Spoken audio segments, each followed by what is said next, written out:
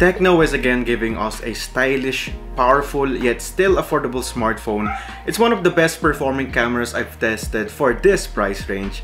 Hello world, this is Coco Martech and welcome to my review of the Camon 16.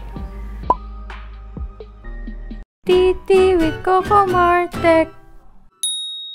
The Tecno Camon 16 is the latest phone to the Camon series, and Tecno delivers with amazing specs packed in a budget-friendly device. So before we dive into the specs of the phone, let's do a quick unboxing.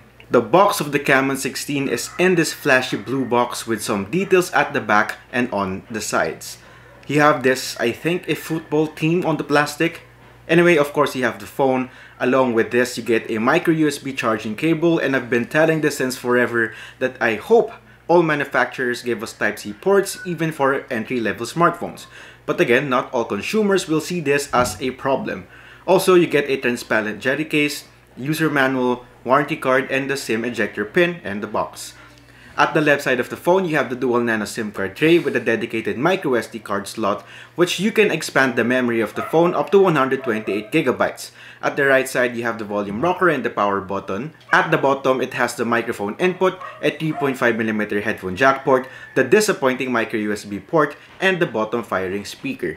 Basically, the back and the frame are made of plastic and it's kinda slippery, but since the edges of the back are curved, the phone is really easy to hold even with one hand. For me, it feels premium for the price even if it's just made of plastic. If you also look closely at the back, the patterns are like the patterns of fingerprints, so there were times when I thought they were from my fingerprint smudges, but really it's just the design. The phone's weight is not super light. You can feel the weight of the 207 grams. You also have the box camera layout at the back, which we will get into a while, and the fingerprint scanner at the bottom of the camera layout, which is also boxed and a little small for me. The fingerprint scanner is fast and reliable if you register multiple fingerprint data with the same finger. At the front, we have the huge 6.8-inch IPS LCD screen display with 720 by 1640 pixels, 83.2% screen-to-body ratio, and a pixel density of 263 pixels per inch.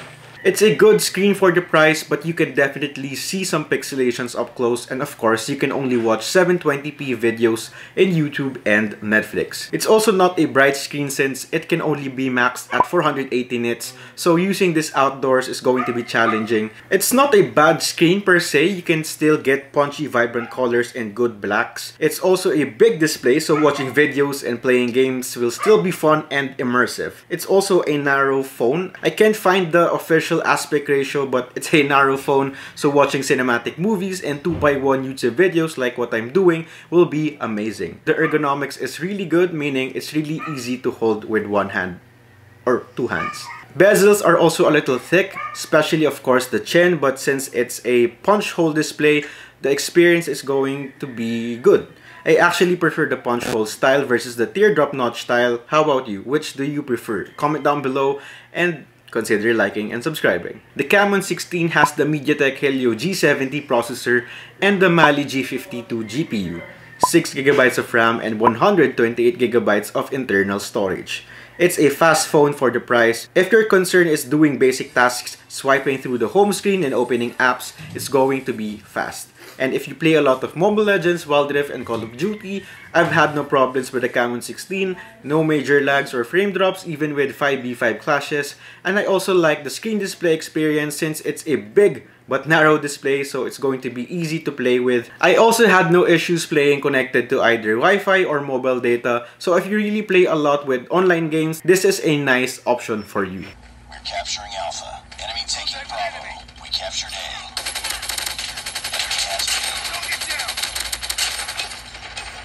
Lost the lead.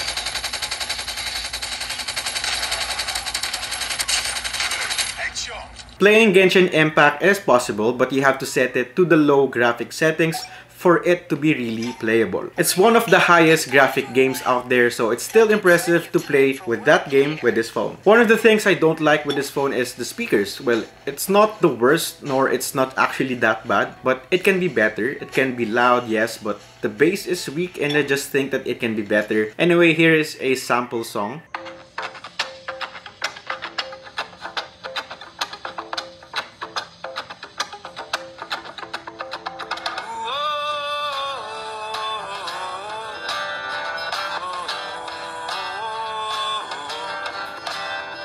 In terms of Geekbench scores, it scored 379 for the single core, so it means more or less is going to be fast with basic tasks like swiping, and scored 1305 for the multi-core, so complicated tasks like multitasking will be on par or on the same level with the fast phones out there in the same price range like the Redmi 9T. For the battery, it has a 5000 mAh battery, so it's a big battery and the screen is just 720p, and the processor is quite efficient, so you'll definitely last a day or a day and a half with the Camon 16. Also, on average, one game of Mobile Legends will eat 5% of battery, while on average, a game of Wild Rift will eat 10%. For the charging speed, well, it's a little slow.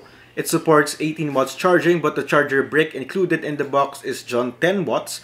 I don't have a compatible 18 watt charger to test it, so with my testing of the included 10 watt charger, 30 minutes of charging is around 14% and an hour is just 29%. Maybe because 10 watts is too slow and it's still using a traditional micro USB charger.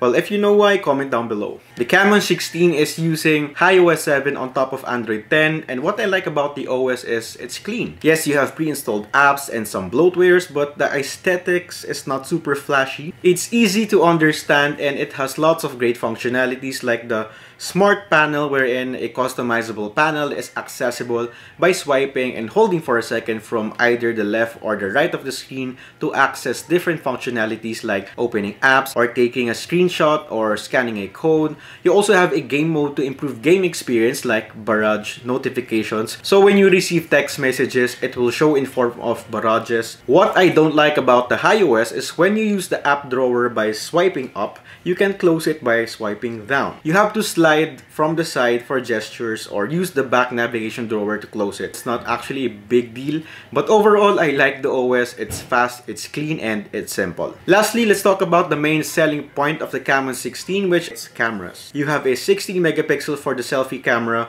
and for the rear cameras, a 64 megapixel main lens, a 2 megapixel depth sensor, a 2 megapixel macro lens, and an AI lens. You also have the flash below the 4 lenses. For me, the main lens and the macro lens are the only useful lenses, but the photos taken by the Camon 16 are great, impressive for the price, especially the night mode. The photos are detailed, sharp, punchy, and vibrant. You have amazing dynamic range for the auto HDR mode on, and if you can notice, the skies in the photos, they're consistent with real-life colors and still very detailed. The grass are super green, so it gives life to the photos. Skin tones for the photos are accurate, but there were times where skin tones have a slight magenta hue on it. You even have a beauty mode if you prefer your pimples or blemishes disappear, or at least smaller in photos.